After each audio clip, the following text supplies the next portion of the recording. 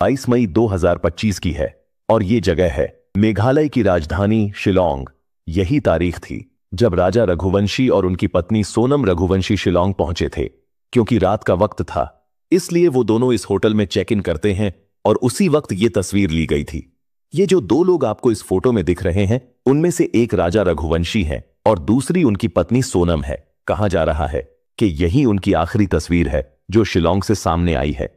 अगले दिन वो दोनों इस होटल से चेकआउट कर लेते हैं। इसके बाद ये दोनों चेरापूंजी पहुंचते हैं। वहां पर ये लोग एक होम स्टे में रुकते हैं। सब कुछ सामान्य लग रहा था, लेकिन फिर अचानक ये हनीमून का सफर एक ऐसा भयानक मोड़ ले लेता है जिसके बारे में राजा और सोनम ने कभी सपने में भी नहीं सोचा था। 23 मई 2025 यानी अगले दिन ये दोनों उस होम स्टे से भी चेकआउट कर लेते हैं। अब उन्हें किसी दूसरी जगह जाना था, लेकिन उसी दिन दोपहर करीब 2 बजे अचानक उन दोनों के मोबाइल फोन बंद हो गए। राजा के परिवार वालों को लगा कि शायद नेटवर्क का प्रॉब्लम हो गया होगा, लेकिन जब 24 मई को भी उन दोनों के मोबाइल बंद ही रहे तो परिवार वालों को चिंता होने लगी। लगातार कोशिशों के बाद भी जब राजा और सोनम से कोई संपर्क नहीं हो सका तो राजा के बड़े भाई सचिन रघुवंशी ने शिलोंग पुलिस को फोन करके इस बात की जानकारी दी, जिसके बाद सर्च ऑपरेशन शुरू किया गया।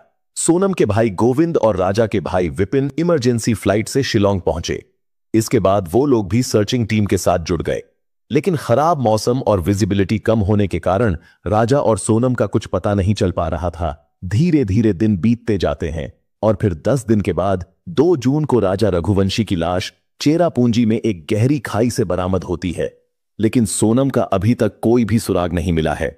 उसे तलाश करने के लिए NDRF, SDRF, SIT, local police और गांव वाले यानी हजारों लोग सोनम को तलाश करने में लगे हुए हैं, लेकिन लगातार हो रही बारिश, घना कोहरा और खराब मौसम तलाशी अभियान में सबसे बड़ी रुकावट बने हुए हैं। लेकिन फिर भी सर्च ऑपरेशन जारी है। राजा रघुवंशी की लाश का पोस्टमार्टम 2 जून की रात को किया गया। उनके भाई और सोनम के भाई पहले ही वहां पहुंचे हुए थे। पोस्टमार्टम के बाद राजा की डेड बॉडी उनके भाई को सौंप दी गई। फिर 5 जून की शाम को विपिन रघुवंशी डेड बॉडी लेकर इंदौर पहुंचे। शाम ढल चुकी थी। राजा की लाश को घर लाया गया, लेकिन एक बात बहुत चौंकाने वाली थी। राजा और सोनम दोनों 23 मई से ही लापता थे। 2 जून को राजा की मौत की पुष्टि हो गई थी, लेकिन उसके मां बाप को अब तक इस बारे में कुछ नहीं बताया गया था।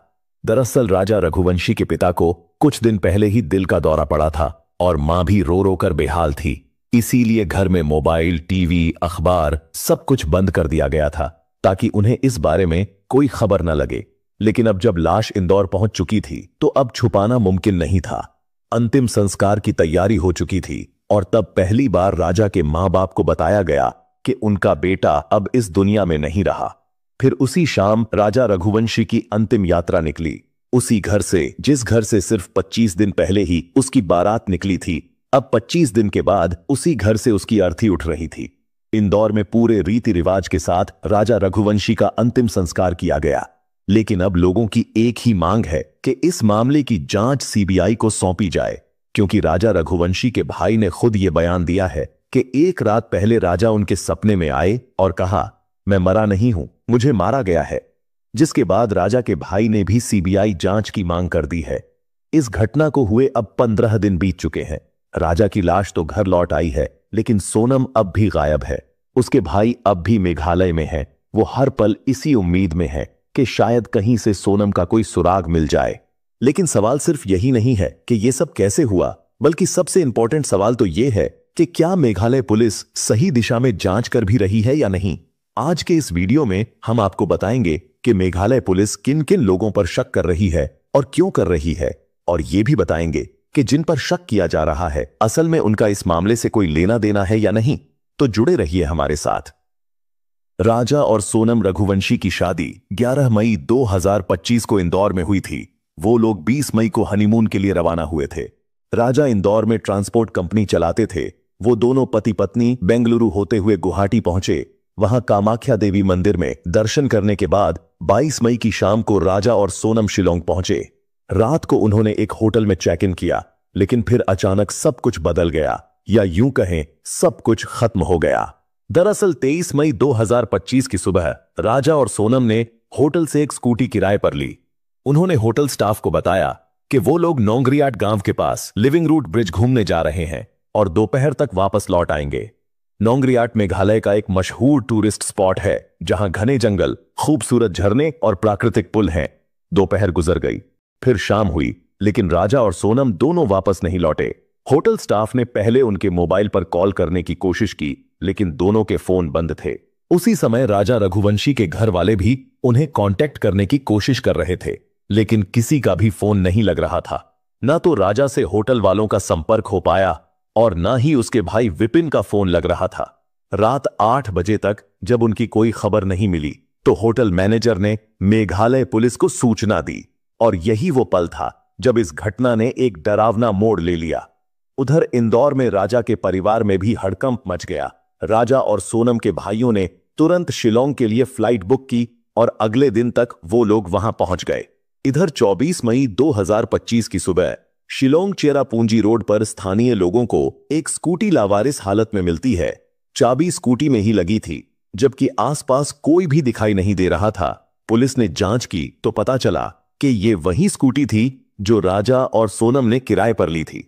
लेकिन ये स्कूटी उस जगह से 25 किलोमीटर दूर मिली थी जहां बाद में राजा की लाश मिली थी। और यह पहला सबसे बड़ा सवाल था कि उस स्कूटी को वहां पर कौन छोड़ गया था। अगर राजा को कत्ल कर दिया गया था और सोनम लापता थी, तो फिर स्कूटी को इतनी दूर लाकर पार्क करने वाला कौन था। और जब पुलिस ने स्कूटी के जीपीएस डेटा को ट्रैक किया तो डेटा से पता चला कि स्कूटी उस दिन उस जगह तक गई थी जहां राजा की बॉडी मिली थी, और फिर वहां से 25 किलोमीटर दूर वापस लौटकर वो स्कूटी सड़क किनारे पार्क की गई थी। ये बात इस घटना को और भी रहस्यमयी बनाती है कि क्या कोई तीसरा शख्स भी था जो स्कूटी को वहां छोड़कर गायब हो गया था। पुलिस और एनडीआरएफ की टीमें रात दिन उन्हें तलाश कर रही थीं।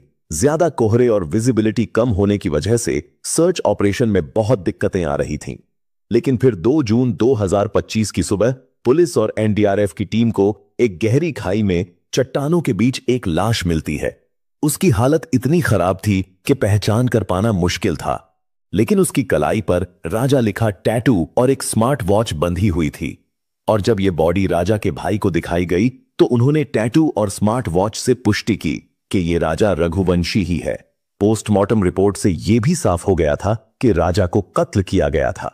क्राइम सीन की जांच करने पर वहां से एक दांव मिला जो आमतौर पर लकड़ी काटने के लिए इस्तेमाल किया जाता है, लेकिन फॉरेंसिक जांच में चौंकाने वाली बात सामने आई कि यह दांव बिल्कुल नया था और इसका पहला इस्तेमाल ही इस कत्ल के लिए हुआ था। यानी यह वारदात अचानक नहीं हुई थी, कोई तो था जिसने यह सारा प्लान किया था। हथियार, जगह और वक्त सब कुछ सोच समझकर चुना गया था। ईस्ट खासी हिल्स के एसपी विवेक सीम का कहना है कि इसमें कोई शक नहीं, यह मामला कत्ल का है। पुलिस ने घटनास्थल से कई चीजें बरामद की जो इस केस को और भी उलझा रही थीं, जिनमें राजा का टूटा हुआ मोबाइल फोन, महिला की सफेद शर्ट जो शायद सोनम की थी, लेकिन इसकी अभी पुष्टि नहीं हुई है।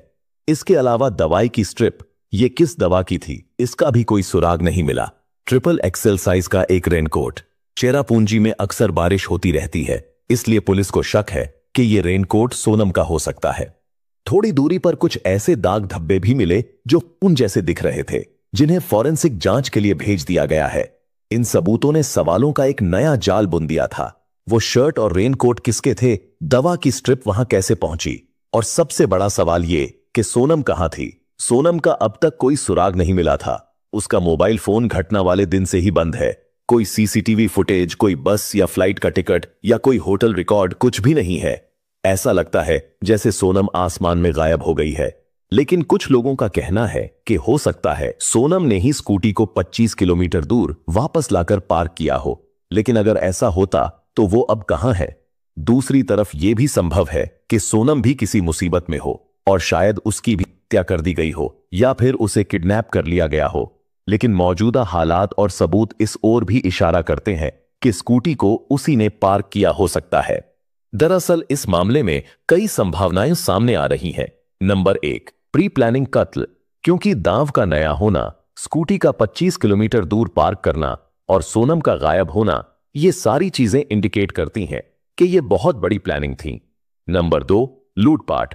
राजा और सोनम के पास कुछ कीमती सामान जैसे गहने या पैसे थे जो अब गायब हैं।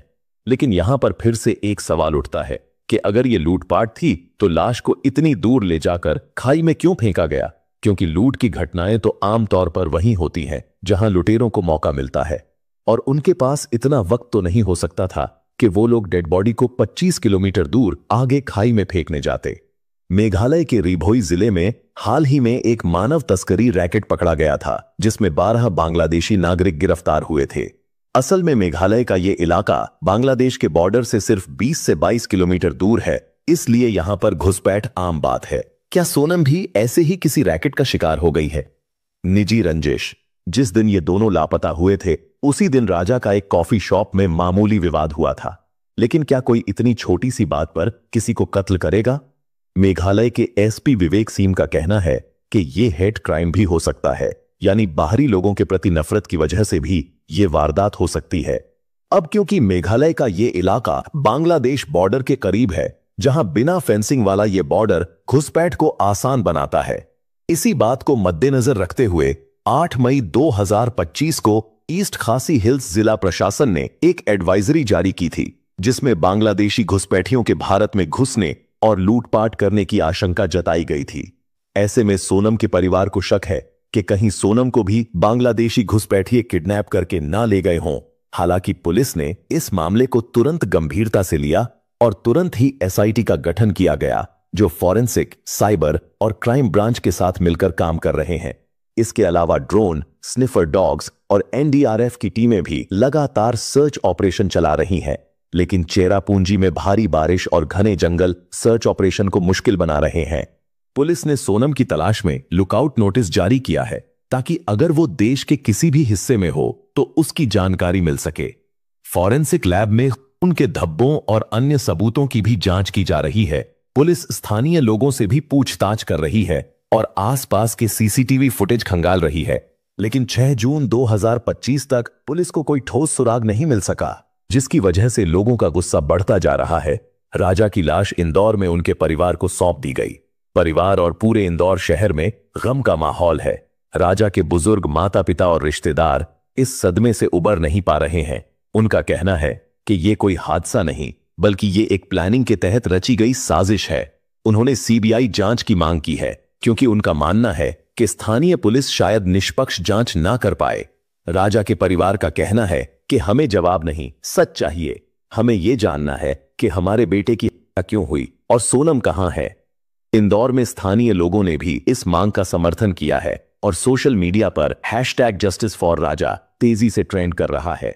मेघालय एक खूबसूरत टूरिस्ट डेस्टिनेशन है, लेकिन चेरापूंजी जैसे इलाके जंगल और बारिश से भरे हैं।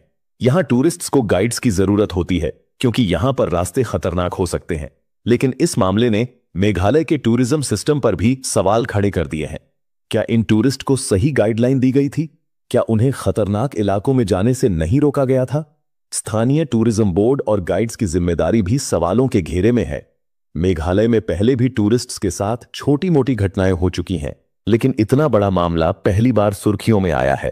असल में यह मामला सिर्फ एक कत्ल का नहीं है, बल्कि ये एक चेतावनी है कि मेघालय जैसे शांत और खूबसूरत टूरिस्ट स्पॉट भी अब पूरी तरह से सुरक्षित नहीं है। एक नवविवाहित जोड़ा जो अपनी जिंदगी की नई शुरुआत करने गए थे, आज बस एक सवाल बनकर रह गए हैं। ये सिर्फ पुलिस की जिम्मेदारी नहीं है, बल्कि ये हम सबकी भी जिम्मेदारी है कि हम ऐसे मामलों पर सवाल उठाएं, क्योंकि चुप रहने से सच छुप जाता है और आवाज उठाने से सच सामने आता है। फिलहाल पुलिस और एनडीआरएफ की टीमें लगातार सोनम को ढूंढने में लगी हैं। फॉरेंसिक जांच, सीसीटीवी फुटेज और अन्य सबूतों की रिपोर्ट का भी इंतजार है। आने वाले दिनों में कुछ नए खुलासे भी हो सकते हैं। अब देखना यह है कि क्या पुलिस को कोई ऐसा सबूत मिल पाएगा जो इस रहस्य को सुलझा सके, या फिर यह केस भी उन फाइलों में दफन हो जाएगा जहां सवाल तो उठते रहते हैं लेकिन जवाब कभी नहीं मिलते। सभी लोग प्रार्थना कीजिए कि सोनम सही और सुरक्षित मिल जाए और अपने परिवार में शामिल हो जाए। इस घटना के बारे में आप क्या सोचते हैं? क्या यह एक साजिश थी या फिर एक हादसा? अपनी राय कमेंट बॉक्स में जरूर बताएं।